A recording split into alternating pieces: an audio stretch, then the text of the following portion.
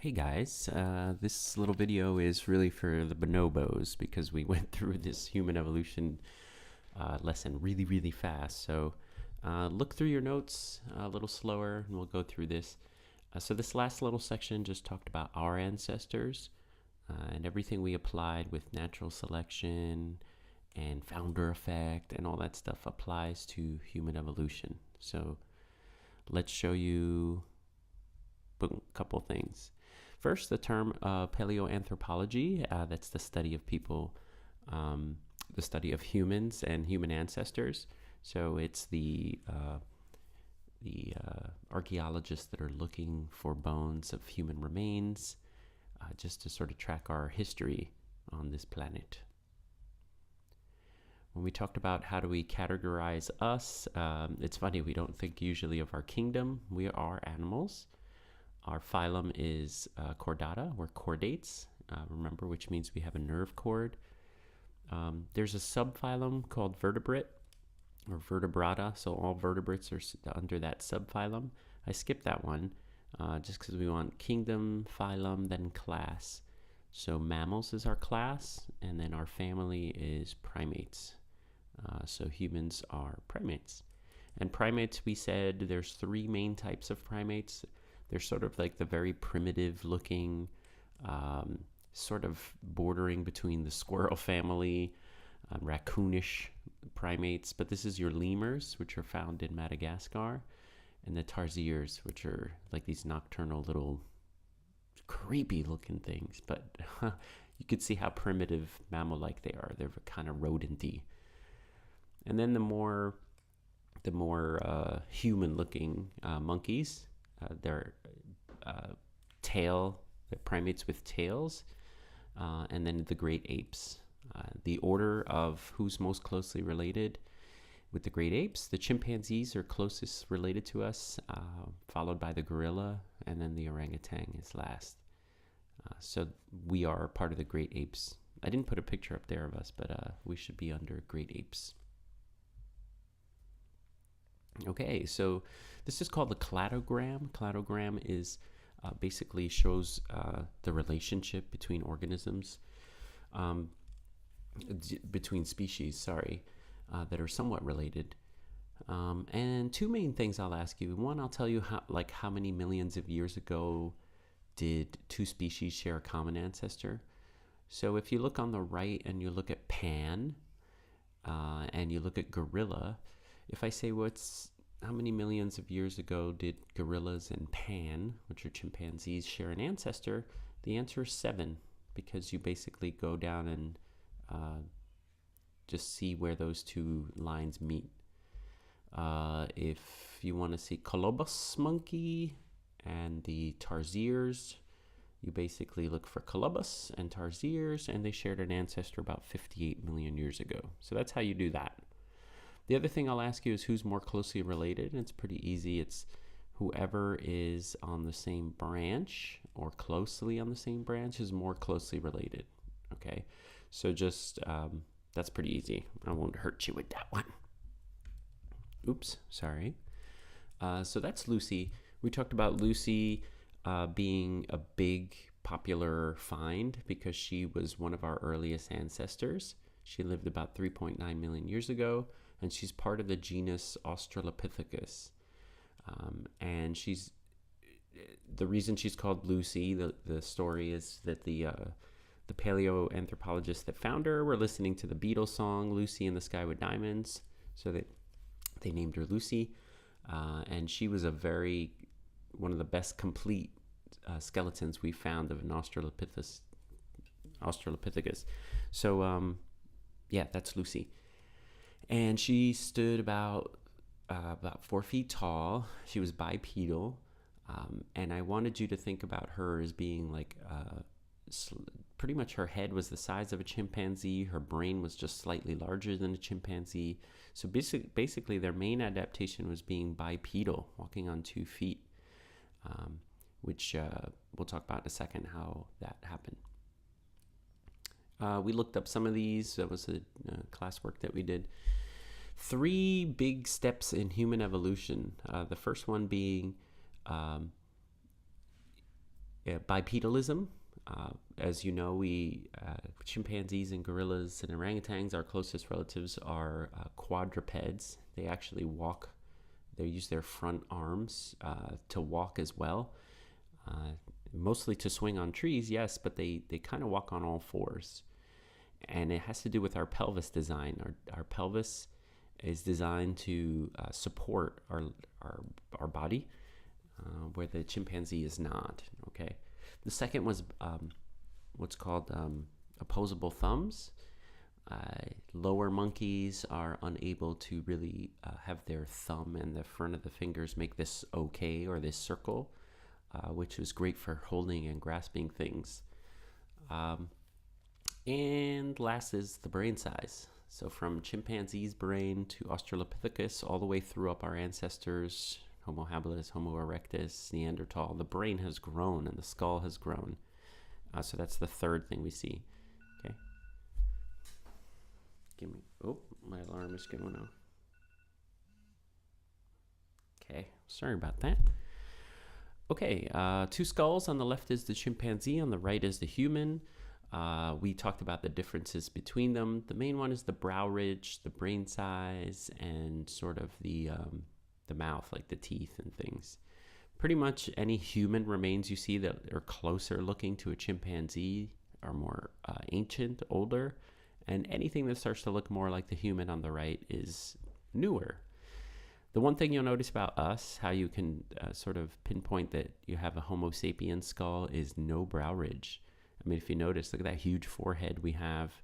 And so that's the main one. You'll see that as you see as any ancestors, the brow ridge is the main thing that sticks out. So the thing that triggered the change in human evolution, how did we go from, these primates that were in trees?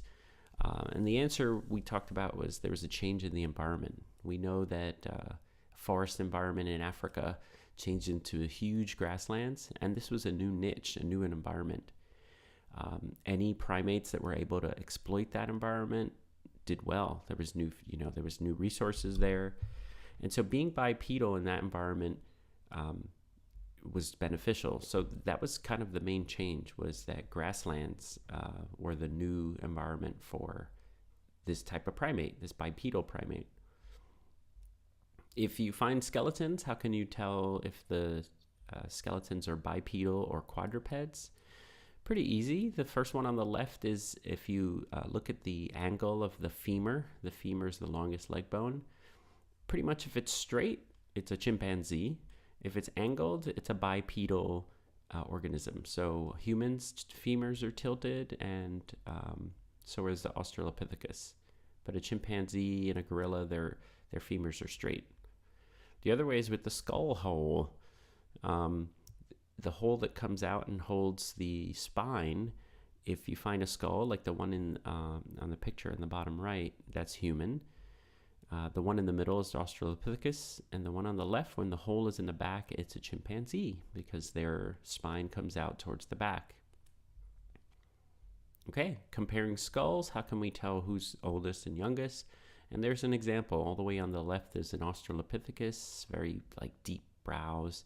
In the middle is a Homo erectus. They still have big brows, but look at the brain, it's bigger, and that's us on the right. And here's a slanted, you can see the brain get bigger from left to right, and also look at that skull on the left, it's very angled. The one in the middle, which is Homo erectus, is more straight, and look at ours is very straight on the right. On the bottom you can see a chimpanzee, again very angled, but look at the canines. If you had to tell the difference between a chimpanzee and an Australopithecus, chimpanzees have big canines, but Lucy did not, if you notice the canines in the Australopithecus skull. Again, the top, there is a chimp, upper left. Then to the right of that chimp is Lucy. Again, that angle right there. Underneath that is Homo habilis. To the right is Homo erectus. So now you can see the brain getting bigger. The bottom is Neanderthal, and then the bottom right is us. You can see again, Neanderthal has that brow ridge. So if I showed you a Neanderthal versus us, you can tell who's older because look at that huge brow ridge. All right, you don't have to know this. This was a little bit more advanced from last year, but I pretty much can ask you, hey, who's older, 2 or 3? 2 is older. You could see smaller brain, bigger brow. Who is older, 5 or 1? Wow, looks like 5 is older because look at the slant, okay, of that big face. So our ancestors, we'll start with Australopithecus. Australopithecus, we said, was Lucy. She was about 4 feet tall. And we said we know that because of her teeth, she was pretty much a plant eater. A couple of other ancestors. This ancestor, Egyptopithecus, was like 33 million years ago. This is the common ancestor of all primates. So, bing, Ardipithecus. Ardipithecus was one of the first bipedal organisms, right kind of before Lucy. And this organism was very, very primate-like, but definitely was bipedal and walked around the grasslands. Then was Australopithecus. Then Homo habilis. Homo habilis is known as the tool user.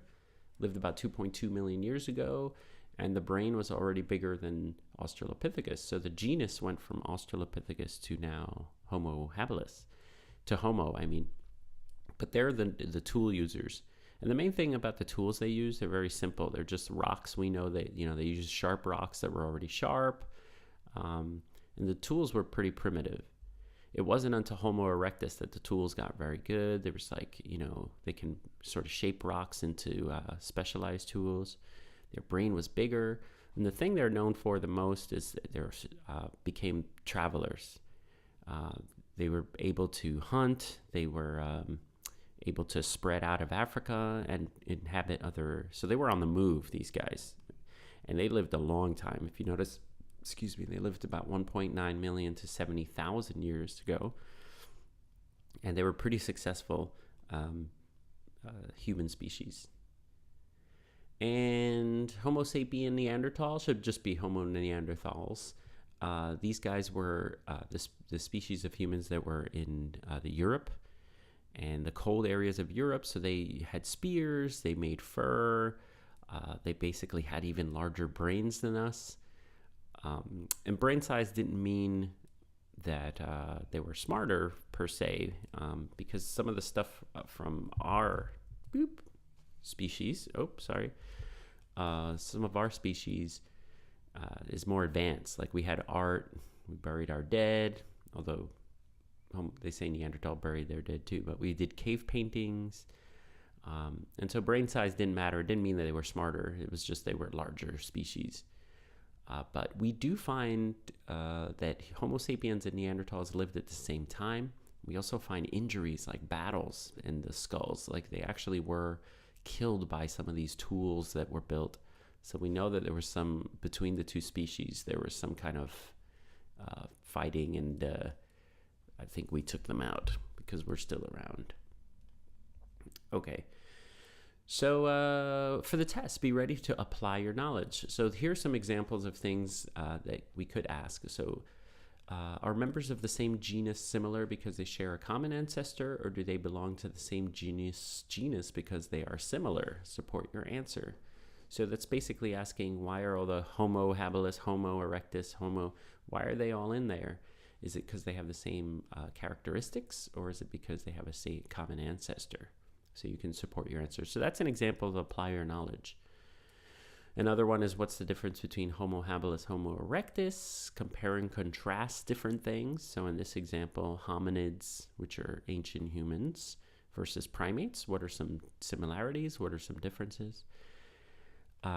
If you place a lion and a tiger in a cage, would they create a liger on their own? Why or why not? I don't know. What would they? And why are humans not evolving so quickly? That's something we discussed in class. So check your notes. Bing.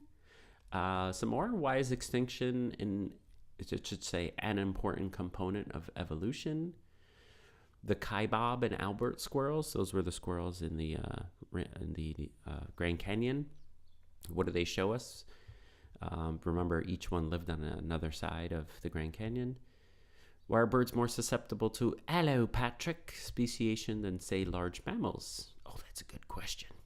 And how is DNA technology used to create and modify phylogenetic trees? So those are just things. Remember, if you see a question that's like apply your knowledge, it's definitely something from our notes. So make sure you know our notes, you know the terms, so you can use them in your answers. Okay? All right, guys, that's pretty much it. Good luck.